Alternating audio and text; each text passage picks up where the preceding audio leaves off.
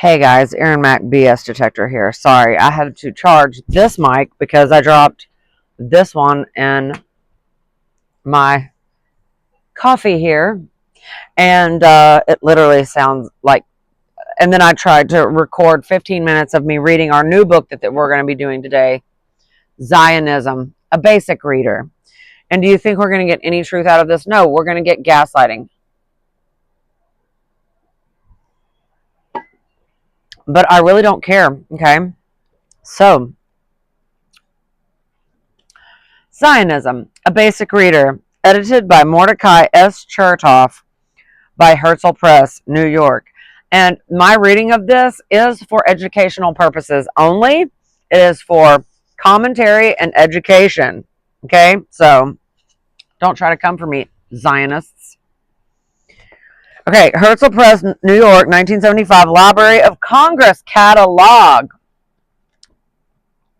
Okay, the introduction is by Charlotte Jacobson, and it says, the goals of Zionism as political program and the ideals of Zionism as a social philosophy are no better understood today than they were during the early years of the movement.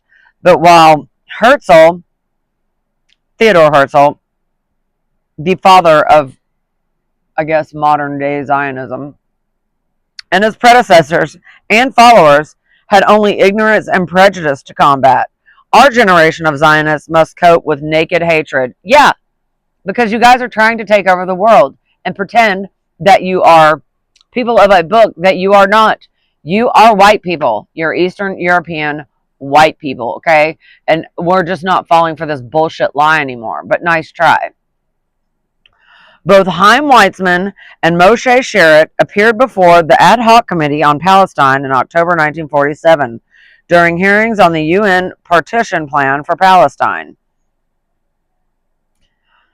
So, okay, you remember the book that we just read, Facts Are Facts, okay, and how the Jews ended up with being given Palestine. It was given to them by the British Crown, and it was not theirs to give to them, okay? So this is stolen land. And then this whole thing that they're talking, saying that America is stolen land. No, not quite the same story, okay? Now, this is rich. All right, now listen to this. Okay. Today's Israel's representative at the United Nations meets the charge that, quote, Zionism is a form of racism and racial discrimination. It is. For years, ever since the birth of the State of Israel, Arab propaganda. Okay, let's also talk. Okay, let me just stop. I know y'all are going to get tired of me stopping and talking, but I feel like I'm going to have to for the purposes of reading this particular book because I feel like they're going to really come for me. Do you know who invented propaganda? I'm sorry. A Jew, a Zionist, probably. I'm going to have to look into that, but his name was Edward Bernays, and there's a really great, very long 3-hour documentary on here, on this app called The Century of the Self. Go watch it and realize that propaganda is everywhere. Everything that you see and everything that you read is propaganda. And most of it is Zionist propaganda. All right? So just realize that. Okay, let's see. For years, ever since the birth of the State of Israel, Arab propaganda was centered on the Arab refugees, then on the, quote, rights of Palestinians, then on the question of boundaries and, quote, occupied Arab lands. Those lands were occupied far before those white people cosplaying as God's chosen got there, all right? And it's not racist or bigoted for me to say so because I'm a white people too and I can say what I want. It remained for the Arabs and their allies in the, quote, social, humanitarian, and cultural committee, end quote, of the General Assembly to finally come out into the open and declared their abiding and blinding hatred for Israel and the movement that produced the Jewish state, Zionism. Well, yeah, because you guys stole a whole entire plot of land from people and you're still unaliving people over it. And our military is still being used as your weapon against all the people over there. People are waking up to the BS, and they are figuring out what's going on. It's taken a hot minute because the church has been instrumental in lying to so many, good-hearted people that they thought that they were supporting God's chosen people. Okay? No. And the churches that are still hawking, shucking, and jiving the stupid freaking narrative that the Zionist state of Israel is God's chosen people from the Old Testament, they're most likely being paid by Jewish rabbis. Okay? That's just what it is. And people like Kay Podgy, I'm sure she's being funded by them too.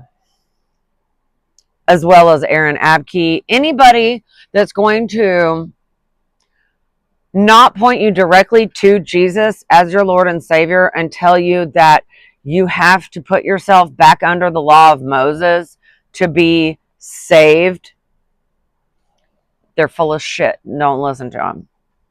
All right. It remained for Arabs and their allies and the Social, Humanitarian, and Cultural Committee of the General Assembly to finally come out into the open and declare their abiding and blind, hatred for Israel and the movement that they produce, Jewish state of Zionism. Okay. And the Jews have been pretending that they're victims ever since.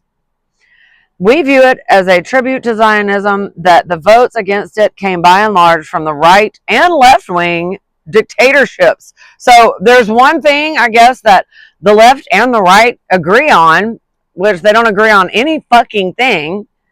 It's that everybody hates Zionism. It's weird. But, that's the left and right wing dictatorships. Well, yeah. Because dictators can't be bought. I mean, I'm sure everyone has their price. But little politicians here and there can. And that's why these liberal democracies have been taken over by Zionists. Unbelievable. We view it as a tribute to Zionism. Okay. While liberal democracies which uphold the rights of men voted against the resolution. Among those who were absent or abstained from voting, even among those who voted against Zionism, there are those who are genuinely ignorant of what Zionism really is, and I'm sure they're going to tell us in this book. Its philosophy, its attributes, its very reason for being. Many of the countries they represent were as yet unborn when Israel emerged on the world scene, and their understanding of its history and struggles is warped and distorted by the endless barrage of Arab propaganda within the halls of the UN. Right, it's Arab propaganda. It's the Arabs desperately trying to reach out to the rest of the world and letting them know, like, what's really fucking going on over there. Excuse my French. It remained for Egypt's President Sadat to put the Arab hatred of Israel into perspective by identifying Zionism in terms of such tired old anti-Semitic cliches as the one he invoked at the Washington Press Club, Jewish control of Egypt's economy. It's not anti-Semitic to call out Zionism because these people are not Semites. The campaign against Zionism continues unabated with no respect for truth. LMAO, bro. Like, give me a break, dude. To help restore historical truth and make clear the ideological and practical justification for the Zionist movement and the state it helped create, we present herewith some basic statements by those involved in its industry, Arabs, Christians, and Jews. Charlotte Jacobson, Chairman, World Zionist Organization, American Section, November 1975. There shouldn't even be a World Zionist Organization, okay? That should not be allowed to exist. And it wasn't before World War I. And you can really thank Germany for it because they were the only ones that were taking in all these freaking communist refugees, bro. Okay. So we're starting with the first chapter, which is called Zionism Today by Marie Serkin. The cynical drive of the Arab communist axis to condemn Zionism as racially so thoroughly obliterates meaning from language that a first reaction is to dismiss the attempt as unworthy of refutation. Word salad. Surely no literate person aware of recent history or the plain sense of words will take this blather seriously. However, we have been well schooled in the efficacy and the big lie and have no reason to dismiss the Austrian painter's celebrated propaganda dictum that something will stick if a libel is repeated frequently enough. Why do they love this word libel? Okay, why? Why do they love it so much? For this reason, a brief review of the chief lines of argument is not superfluous. Even though the repetition of ABCs may be tiresome, the orgy of anti-Semitic vituperation of the United Nations has made it clear that indifference is a dangerous luxury. In a striking phase, Patrick Moynihan, the United States ambassador to the United Nations, characterized the, quote, enemies of Zionism as, quote, enemies of democracy, end quote. This was not hyperbole. By his words, Moynihan noted more than the fact that with few exceptions, the sponsors of the anti-Zionist resolution included the globe's fanatical despotisms, while its opponents were, by and large, the liberal democracies. This division sprang not only from shifting alignments among various power blocks, but from an appreciation of the nature of Zionism. For Zionism, uniquely among the national liberation movements, has from the outset been impelled by a universalist social vision as integral to its purpose as its national aim. Zionist ideologies from Moses Hess to Herzl, Zionist statesmen like Weizmann and Ben-Gurion were possessed by the conviction that the homeland should be, quote, rebuilt on the basis of social justice. The fucking homeland, bro? These motherfuckers are from Eastern Europe, okay? Palestine is not, never was it, their fucking homeland. They had to steal it. Like, we've already gone through this, the last book that I read to you. So if you don't understand, go watch Facts Are Facts that I just read, okay? Because I'm not going to keep reiterating shit. Nor were they modest in their conception as to what social justice meant. And I know those of you today have in your mind probably a picture of like social justice warriors. Keep that in mind. A list of the hoary standbys of Zionist rhetoric, quote, making the desert bloom, quote, draining the marshes, end quote, and, quote, social justice, end quote, are embarrassingly familiar. Yet these trite slogans represent not only the aspirations of Zionism, but its reality. That Arab enmity deflected Zionism from its ideal course and compelled the Jewish state to expend its energies on thwarting aggression, with all the accompanying ills of such a necessity, instead of the realization of its generous vision, is a tragedy in our time. Really? President Sadat, curiously hailed as a moderate, has reinforced his unabashed support of the anti-Zionist campaign by declaring that Zionism came to the Middle East with, quote, hatred, violence, war, and blood, end quote, which is facts, okay? A formidable indictment. A faithful supporter of the Austrian painter in World War II, Sadat still follows the master's technique. What is the record? Okay, let's stop right there. Okay, it's called projection, what this heifer is doing, okay? Calling everyone else, well, no, acting like they didn't come with hatred, violence, war, and blood. They most certainly did. And so, as their ancestors, the Khazars, who were a very warlike people. Where's the book? I think it's over there on the bed. We'll read that one next, but we shan't get through it that fast, but whatever. Okay.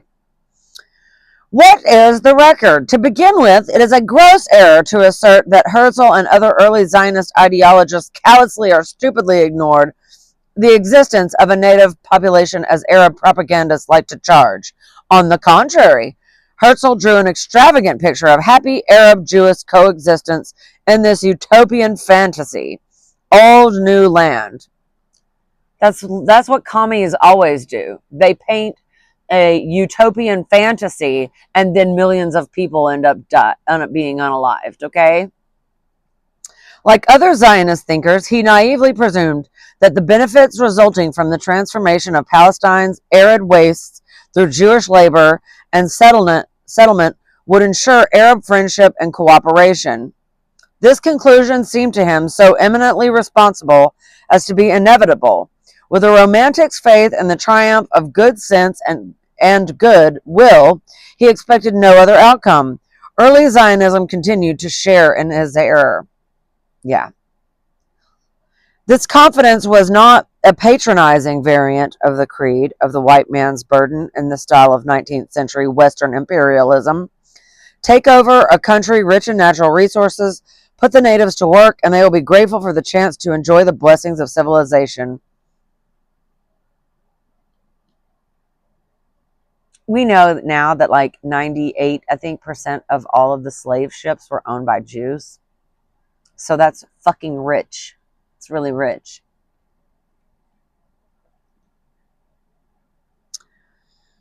Early Zionism continued to share this error. This confident, okay, let's see. Okay, natural resource. Okay. The Zionist thesis was based on quite another assumption. It was predicated not only on the fact that Palestine was the ancient Jewish homeland cherished in memory and prayer, but that it had become waste, barely populated, as every report from the Middle East indicated.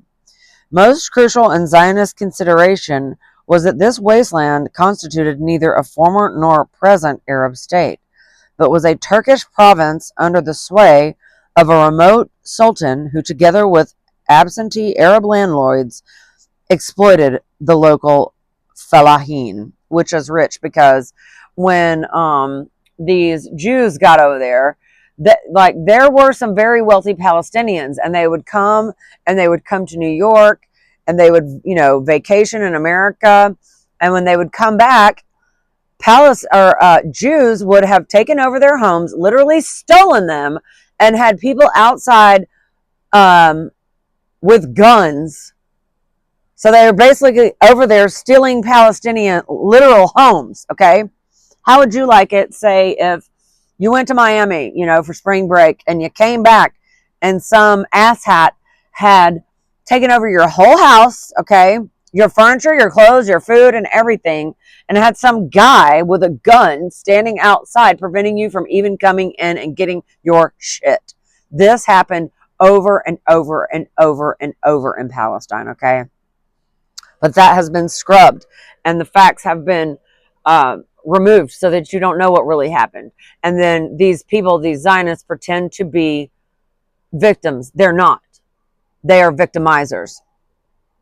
Before World War I, some Arab nationalists welcomed the Jews as possible allies in the struggle for the liberation of Syria, quote, from the Turks.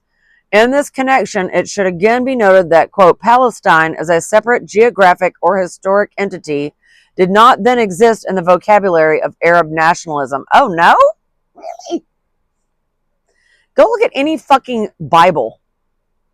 What is it, that land called? Palestine on the maps in the Bible. Oh, Lord Jesus. The stretch of land sanctified for Jews as Eretz Israel was for Arabs merely southern Syria, with no special national character to distinguish it from other Arab territory. Contemporary Palestinian Arab nationalism arose as a late, hostile reaction to the ancient Jewish Palestinian movement. To this day, Syrian nationalists envisage a greater Syria which would swallow up not only Israel, but Jordan and Lebanon, and would encompass what they consider to an artificially fragmented whole in a unitary Arab state. This lack of a Palestinian Arab presence and Arab nationalism as late as 1948 must be borne in mind if the hopes of Zionist thinkers as well as the rationale of non-Jewish statesmen who advocated a Zionist solution of the Jewish problem are to be understood. I think we understand it quite well at this point. And again, the projection that Syrian nationalists envisage a greater Syria. No, bitch. Y'all envisioned a greater Israel. Okay, not a greater, the Syrians didn't envisage a greater Syria. Y'all envisage a greater Israel. And that's exactly what our president has been hijacked, or he's being blackmailed, I would assume right now. President Trump, in this fake year of our Lord, 2026, okay, he's being blackmailed into whatever support that we're giving him. Okay, this is not an organic thing, because that's how dirty these Zionists are. They will blackmail, they will get that's why Epstein's little thing was so popular and so successful, because that's what he was a spy for Israel, okay? He got all of these politicians and all of these people to do disgusting, nasty things with kids, and then he recorded them. And then he blackmailed them. So that all of our politicians, whether they be voted in or not, like potentially or not, okay, they have to do the work of Zionist Israel. Is it making sense now? Is it starting to like come together? Okay. All right. The question of, quote, justice was central to the Jewish case. Presented by Zionists in neo-prophetic terms, British and American statesmen employed the more sober term of, quote, equity. But whether you read Ben-Gurion or Weizmann, the statements of Balfour and Churchill, or those of lesser officials entrusted with carrying out policy of the Balfour Declaration, the reasoning is simple and consistent. 1. The persecuted, homeless Jewish people has long for restored national independence in Zion for centuries. 2. This Zion, quote, is a tiny notch, end quote, to use Lord Balfour's phrase in territories liberated by the Allies from the Turks. 3. This, quote, notch has been fructified and brought to life by the labor of Jewish pioneers. No Arabs are displaced by this process. Bullshit. On the contrary, the Arab population keeps increasing dramatically as a result of Jewish development of the country. Oh, really? No. I think we can, in hindsight, look back and see that that's utter horse hockey. All right?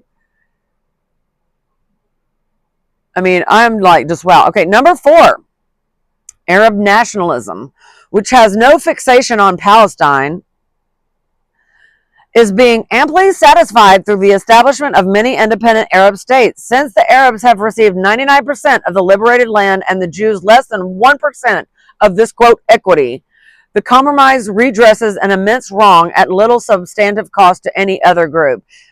Right, except for the lives of Americans, the lives of various Middle Eastern people who were paid to become, quote, terrorists for the, quote, news media, so that to, quote, brainwash, quote, Americans into going to war, quote, against, all these people, Desert Storm, like all this shit. And you thought here this whole time that World War I and World War II didn't have something to do with Zionism.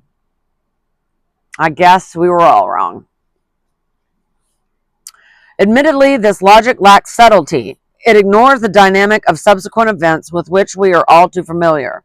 The Arabs, contrary to high-minded expectations, did begrudge the, quote, little notch, even when the notch was further truncated by the abstraction of Transjordan and later by the partition resolution. The ensuing onslaught of the Arab states led to the war and bloodshed to which Sadat refers. But the, quote, war, bloodshed, and hatred, end quote, were strictly of Arab making, and though they introduced agonizing implications, in no way impaired the justice of the Zionist claim. The moral blocks on which Zionism built its case remain solid, no matter what brutal hands seek to topple them. before the Zionist, quote, return, end quote. I love how they even fucking admit themselves this quote return. Like, y'all were never there in the first place, bro. So this quote return. Palestine was indeed a barely inhabited waste. Like, that is hilarious to me. Like, in this book where they're defending themselves and their Zionism and pretending like, no, we were the original people of this land. She had to put quote return in quotations. So there never was a return because they never lived there. They are Eastern European Khazars, all right? Lord have mercy. Okay, read Mark Twain's description of the desolation he saw in 1867. Concluding that Palestine no longer existed save in poetry, the American traveler dismissed the country with an obituary. I wonder how much they paid Mark Twain to write that. The Arab population did double in the period before the partition, while in the neighboring Arab states, the population either remained static or diminished. The Arab standard of living rose with that of the Jews. Read census figures prepared by unenthusiastic British administrators for confirmation that the peaceful development of Jewish and Arab Palestine was interrupted by the furies fanned by the pro-Nazi Mufti and his cohorts in the Arab world is true. Blame them and his present disciples, not Zionism. Right, because I'm sure the Zionists didn't plot, raise up some little pretend quote unquote terrorist organization and do heinous things and pretend that it was the Kufti or Mufti or whatever the hell they got, Mufti and his cohorts.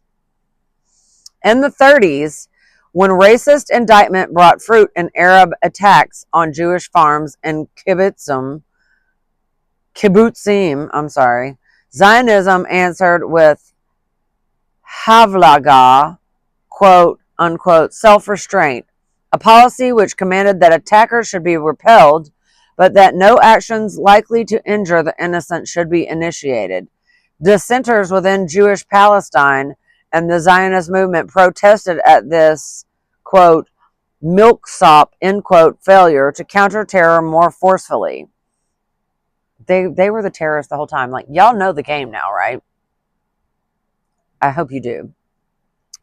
Inevitably, the aggression to which Israel was subjected by enemies outnumbering her 20-1 transformed these attitudes. Israel's shift to militancy was dictated not by desire or a changed ideology, but by the desperate struggle to survive. Oh, my fucking aching heart. Anyways, we're back to blaming Arab propagandists again here. Arab propagandists who beguilingly conjure up an image of a flourishing Palestine seized by ruthless Zionist imperialists know that in the first 4 decades of this century, Zionist pioneers paid extravagantly for every dunam of marsh and desert they restored. And surely even the most gullible are aware that the Jewish state came into being not as a result of force, but through solemn international agreements. In 1948, as in later crises, the Jews appealed to their fellow Arab citizens to live with them in equality and friendship. Right. Just like they did with the Germans, right? The Germans let them in, gave them equality and friendship, and what did they do? They boycotted them to try to starve them to death, and hence created World War I. They used World War I and Germany as a pawn in it to get their way. The Zionists did. Which is why by the time World War II came, Germany was fucking over these motherfuckers. Does it make sense? All right. In 1948, as in later crises, the Jews appealed to their Arab fellow citizens to live with them equally and with friendship. Yeah, right. Read the Israeli Declaration of Independence. This hope, too, was destroyed by the preachers of war and hatred.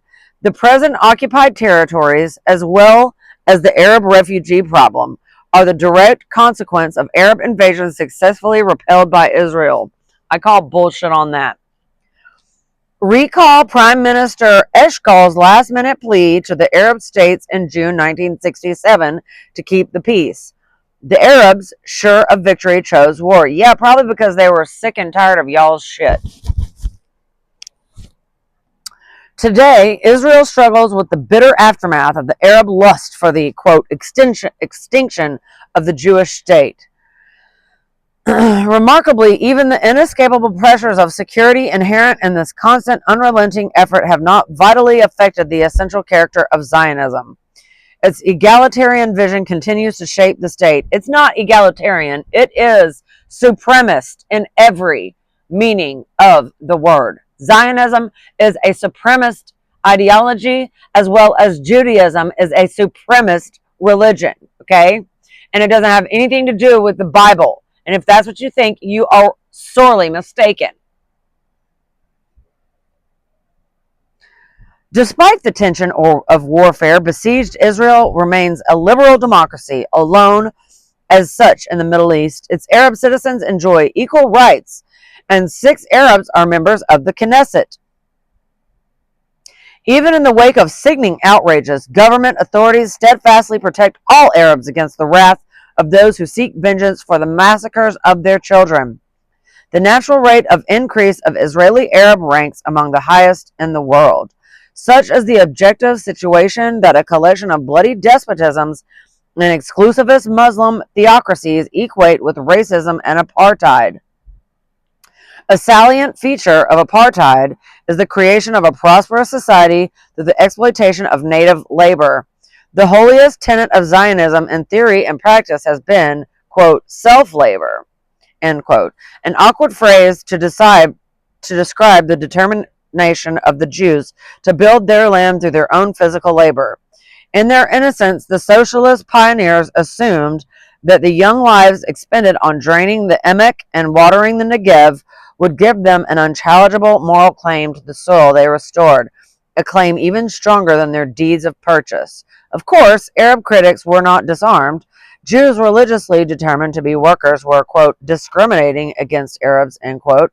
On the other hand, Arabs who in recent years poured eagerly from the West Bank and Gaza to work for high wages in Israel were, quote, exploited, end quote, by Israeli employers. But none of this carping could change the fact that the green fields and new towns of Israel were the monument to the self-sacrificial toil of Zionist ideals. Israel has had its share of failures and shortcomings, of which Israelis themselves are the harshest critics. Yet the life of laws and the country provide the clearest refutation of the racist libel.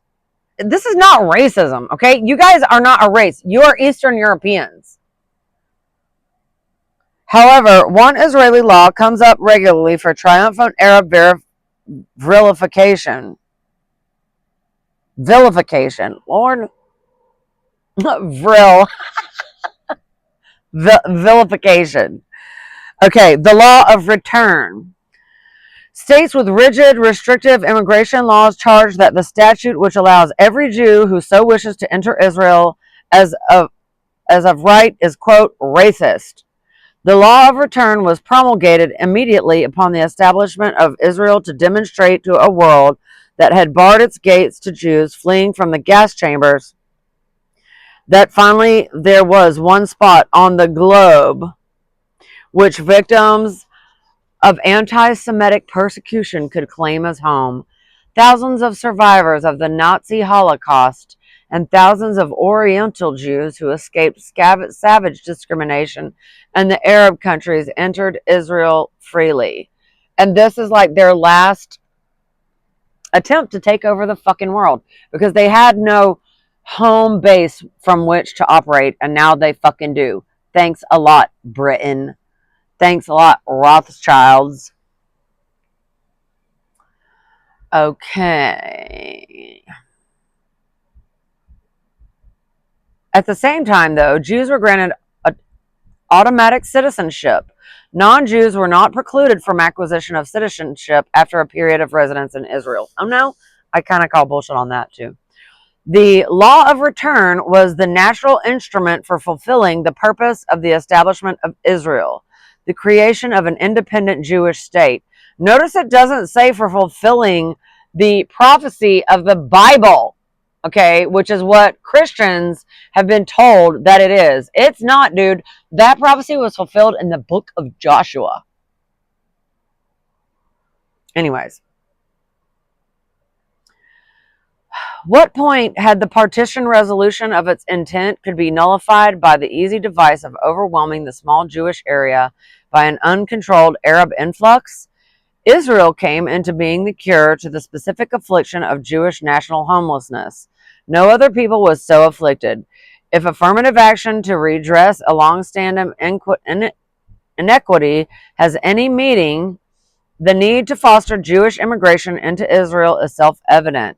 Certainly, Arabs boasting oil, vast territories, and 21 independent national states are in no ethical position to dispute Israel's right to be and to remain a Jewish state. Nor can any other national state which cherishes its integrity, nor any other national independence liberation movement which seeks independence challenge this right. The course of emergent nationalisms in this century has been bloody. In Africa, Asia, and Europe, the world has witnessed massacres, expulsions on a global scale, and the ferocious persecution of minorities. Uganda, Libya, the Sudan, Biafra, Eritrea, the Soviet Union, Saudi Arabia, India, Pakistan, Lebanon, and the Kurds. This roster is not a geography lesson, but an exercise in memory. Each name brings to mind mass suffering, either inflicted or endured, and the kind of violence that can accurately be described as racist. It is therefore ironical but not surprising that the chief perpetrators of these crimes are the very ones who bay most loudly against Israel and the Jews. Right. The resurgent anti-Semitism now raging in the United Nations is the symptom of an old malady. It is racism in its most virulent form. If not contained, it will destroy the United Nations and once more infect the globe. It's still too late for an equitable solution of all the exacerbated problems, including that of new Arab-Palestinian nationalism, which are the legacy of Arab belligerents. Oh, really? Those who uphold Zionism defend the principles of a rational world order with equal rights for all peoples. No, the Jewish people among them. Okay, that's what they say, right? But bro, I think that like we've covered enough in my reading of Facts Are Facts by what's his name? Friedman. These people are the white supremacists, okay? They are using this Talmud religion, and they're kind of twisting it in with like some Old Testament lore, right? And they're pretending like these Old Testament prophecies were not fulfilled. Yes, they were. All of the prophecies were fulfilled. In fact, Jesus already returned, okay? So, and I've only got like 13, 14, 16 subscribers right now anyways, so if you're going to unsub because I said Jesus came back, yeah. But I'm going to stop right there because we're at a good stopping point. And we'll pick up later at quote-unquote an obscene act written by Leonard Garment. Garment. These last names, these freaking Jews pick for themselves. Like, it truly kills me, bro. It truly kills me. But I hope that you guys are starting to see the grift. You're starting to see the lie. Okay? And our military has been used literally since World War I to, you know, to complete and to eventuate.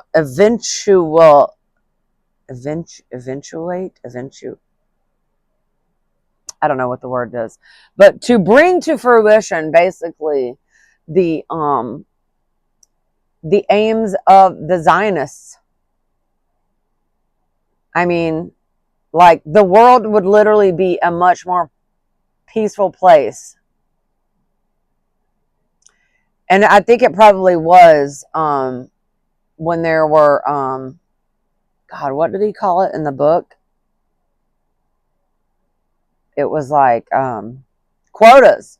There were quota laws that like Jews could only hold a certain amount of power. And they were not, they were like second class citizens because of the way they behave and how they act and the things that they fucking do. And then they turn around and blame you for it and act like you're the racist. You're the anti-Semite. They are not Semitic, friends. Okay? Google this. They are of the descendants of Turkic Mongols. All right? And Judaism is not the study of Torah. It's Talmudism, okay? So you got to get that straight too. Anyways, Aaron Mack, BS detector, Audi 5. You guys have a good night.